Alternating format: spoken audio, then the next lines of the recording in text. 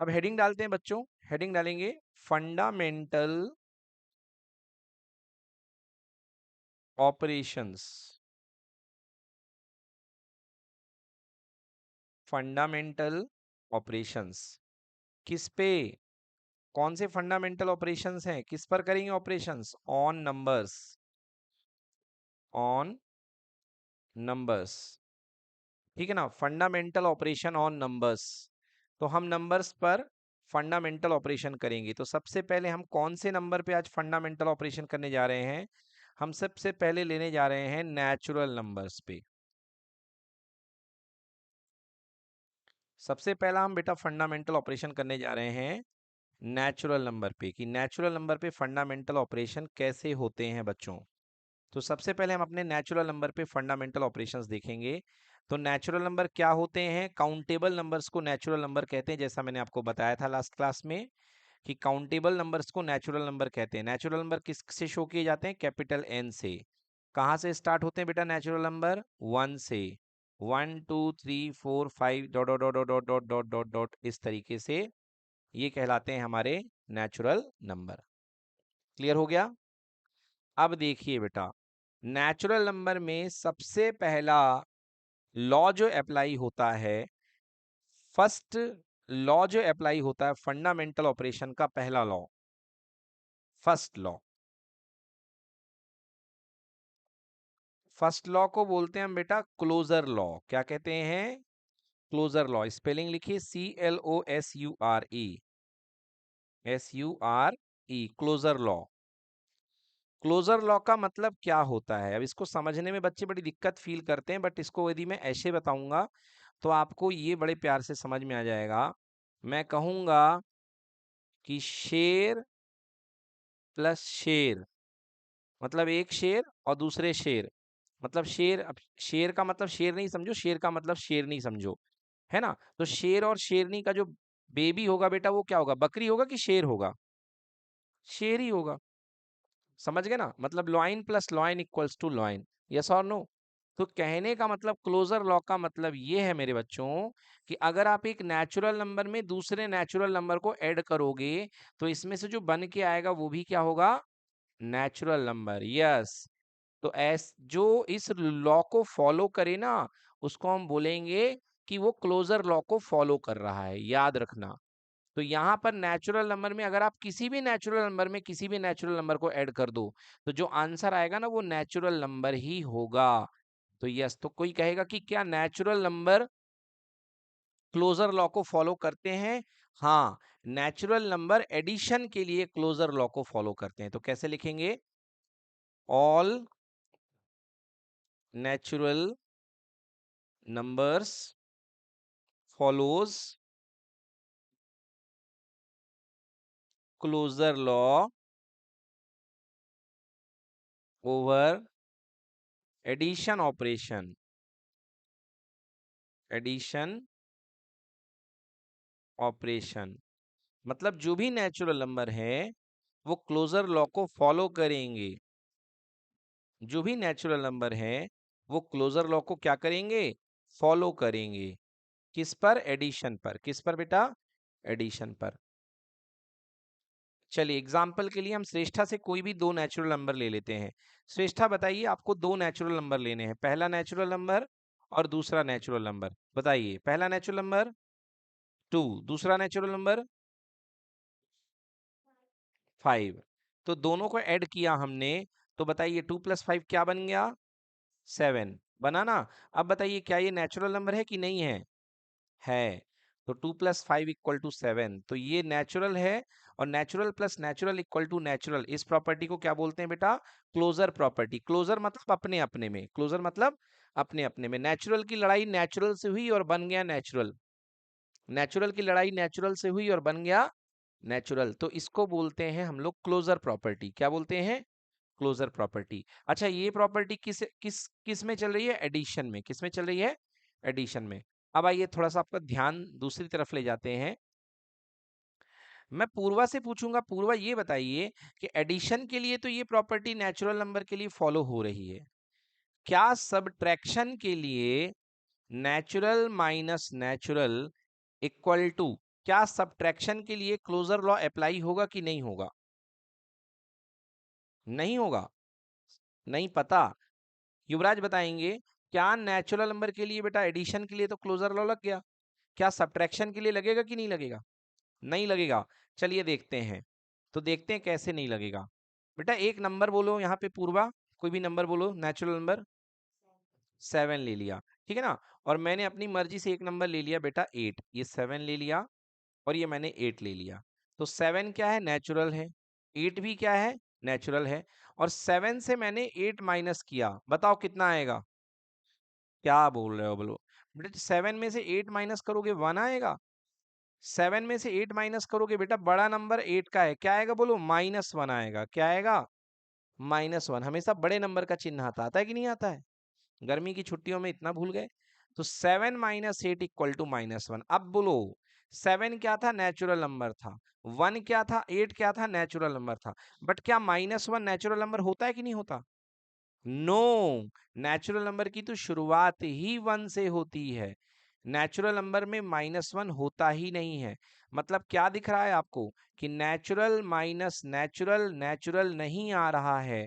और जब ये नहीं आएगा नेचुरल माइनस नेचुरल नेचुरल, इसका मतलब क्लोजर प्रॉपर्टी अप्लाई नहीं हो रही है। बोलो क्लोजर है कि नहीं है? नहीं है। समझ में आया? तो एडिशन के लिए तो क्लोजर है, मगर सब्ट्रैक्शन के लिए क्लोजर नहीं है। तो क्लोजर लॉ आप लोग को समझ में आया? क्लोजर लॉ मतलब सेम फैमिली का रिजल्ट आपको सेम फैमिली में मिलेगा। समझ में आया? Natural plus natural equal to natural. Yes, बिल्कुल, बिल्कुल सही कह रहे हैं आप। चलिए यहाँ पर एक बच्चे ने कहा है कि सर अगर हम आपने अभी 7 - 8 किया है, अगर आप 8 - 7 कर देते तब तो ये वैलिड हो जाता। बिल्कुल बेटा तब वैलिड हो जाता, मगर इसका मतलब ये नहीं कि आप अपने मन से सेलेक्ट करो। वैलिड का मतलब होता है सबके लिए वैलिड होना चाहिए। अगर एक के लिए भी इनवैलिड है बेटा तो वो इनवैलिड ही कहलाएगा। तो यहाँ पर भले ही बिल्कुल सही बात है कि 8 - 7 इक्वल टू 1 आता, जो कि natural minus natural equal to natural को सपोर्ट कर रहा है। तो फिलहाल एज अ एग्जाम्पल, ये वाला एग्जाम्पल आपकी क्लोजर प्रॉपर्टी को बिल्कुल सही दिखा रहा है। ये वाला एग्जाम्पल आपकी क्लोजर प्रॉपर्टी को बिल्कुल सही दिखा रहा है। बट यदि मैं बोलूंगा बेटा कि क्या सारे नेचुरल नंबर के लिए ये बात सही होगी, बोलो हाँ या ना। तो सारे नेचुरल नंबर के लिए ये प्रॉपर्टी सेटिस्फाई नहीं होगी। बोलो क्लियर कि नॉट क्लियर? जैसे एक और एग्जांपल मैं ले लेता हूँ, एक एग्जांपल ले लेता हूँ मैं 1, और यहाँ पे ले लिया मैंने 5। तो 1 भी नेचुरल है, 5 भी नेचुरल है, बट यदि मैंने यहाँ पे सब्ट्रैक्ट कर दिया तो 1 में से 5 जाएगा तो पूर्वा कितना आएगा बोलो? -4। तो 1 नेचुरल है, 5 भी नेचुरल है, बट क्या -4 नेचुरल है? नहीं, ये -4 नेचुरल नहीं है। क्लियर हो गया कि नहीं हुआ? तो इसको बोलते हैं हम लोग क्लोजर प्रॉपर्टी। क्या बोलते हैं बेटा? क्लोजर प्रॉपर्टी या क्लोजर लॉ। तो first law is called closure law. Clear हो गया? पहला लॉ क्या कहलाता है बेटा? Closure law. अब सेकेंड लॉ के बारे में हम पढ़ते हैं। सेकेंड लॉ लिखिए। सेकेंड लॉ को बोलते हैं कॉम्यूटेटिव लॉ। चलिए नेक्स्ट प्रॉपर्टी का नाम है बेटा, हमने क्या बताया? नेक्स्ट लॉ, प्रॉपर्टी कह लो या लॉ कह लो, commutative law. Commutative law. Commutative law को मैं मजाक की भाषा में बोलता हूं उल्टा पुल्टा एक समान।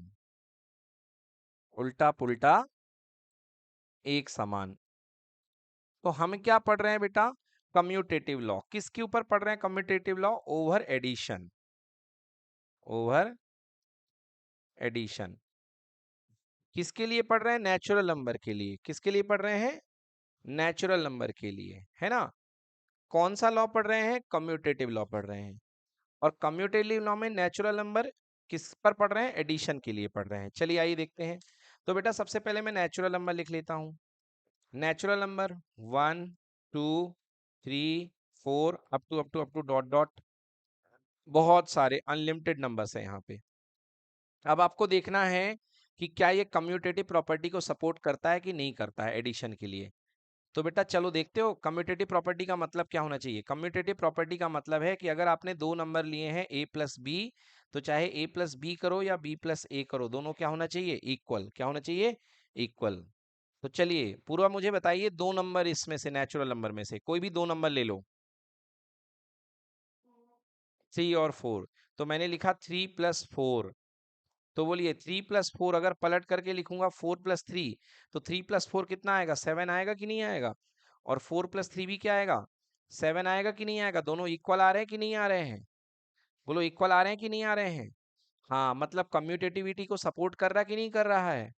हाँ मतलब कि ये जो एडिशन है, एडिशन क्या होता है, कम्यूटेटिव होता है। एडिशन क्या होता है, कम्यूटेटिव। समझ में आ गया। मतलब दो नेचुरल नंबर का एडिशन क्या होगा, कम्यूटेटिव होगा। तो हम क्या लिखेंगे, addition of two natural number is commutative. ठीक है, addition of two natural number is commutative. मतलब दो नेचुरल नंबर को आप उल्टे पुल्टे ऐड करोगे तो आंसर सेम आएगा। इसको बोलते हैं हम कम्यूटेटिव लॉ। ये कहलाता हमारा कम्यूटेटिव लॉ।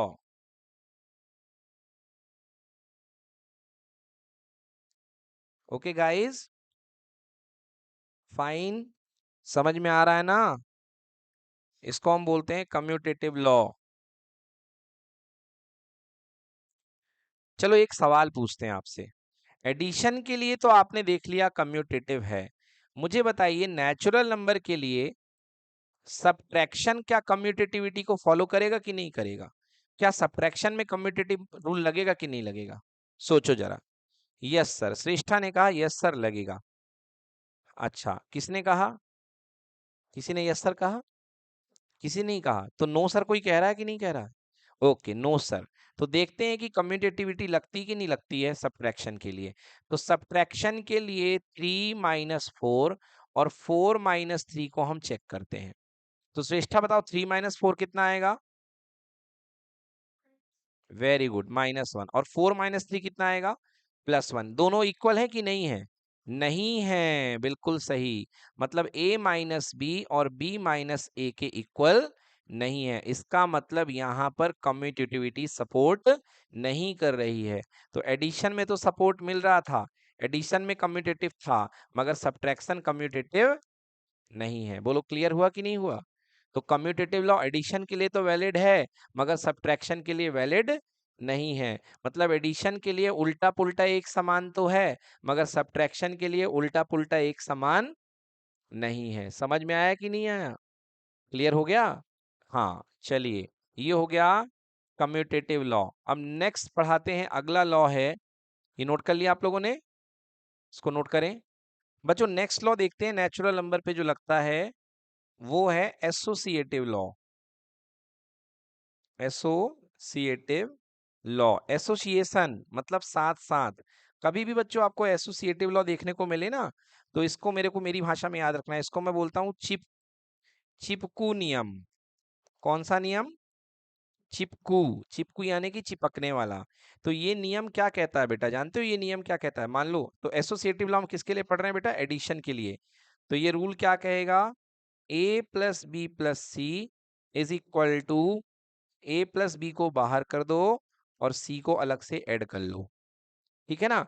तो देखते हैं कि a+b+c, a+b+c क्या बोलते हैं इसको, कैसे पढ़ते हैं, a+b+c is equal to whole bracket a+b+c।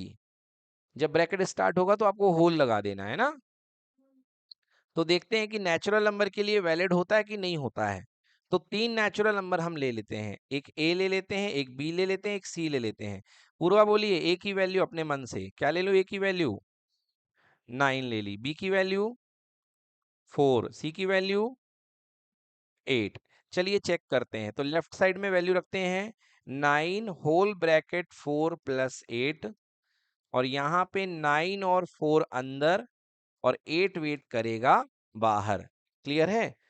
चलिए देखते हैं कि क्या वैलिड है। 9 प्लस, पहले ब्रैकेट सॉल्व होता है, 4+8 कितना हो जाएगा बेटा, 12।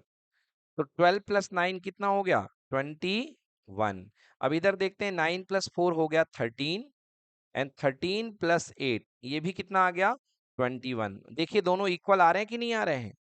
इक्वल आ रहे हैं मतलब एसोसिएटिव लॉ फॉलो हो रहा है। यस, सो ये क्या हो रहा है, एसोसिएटिव लॉ यहाँ फॉलो हो रहा है, तो एसोसिएटिव रूल यहाँ पर वैलिड है, ठीक है ना। सो नेचुरल नंबर एडिशन के लिए क्लोजर लॉ को वैलिड कर रहा है, फिर किसको वैलिड किया दूसरे नंबर पे, कम्यूटेटिव लॉ को एडिशन के लिए, और एसोसिएटिव लॉ को भी क्या कर रहा है, वैलिड कर रहा है। नोट करें इसको। सो एसोसिएटिव लॉ को भी वैलिड कर रहा है, ठीक है।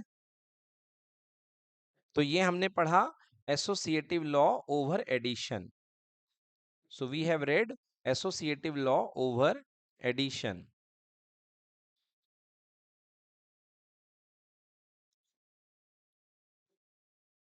Associative law over addition. चलिए बच्चों, अब आप मुझे चेक करके बताइए कि क्या मल्टीप्लिकेशन के लिए भी एसोसिएटिव लॉ वैलिड है ना। तो अब हम अगला क्या बता रहे हैं आपको, associative law over multiplication. Multiplication, तो मल्टीप्लिकेशन में क्या आइडेंटिटी बनेगी बच्चों एसोसिएटिव लॉ की, ए और बी दोनों चिपक गए, सी को बाहर कर दिए, इक्वल टू होना चाहिए, ए बाहर हो गया, अंदर कौन चिपक गए, बी और सी। चलिए चेक करिए जरा कि क्या एसोसिएटिव लॉ वैलिड हो रहा है ओवर मल्टीप्लिकेशन। बेटा मोर क्लियरली, अगर आपको ए और बी के बीच में साइन नहीं दिख रहा ना, मतलब यहाँ मल्टीप्लाई है ना। हाँ मल्टीप्लाई ही है। चलिए रखिए अपने मन से कोई भी वैल्यू, तीन वैल्यूज।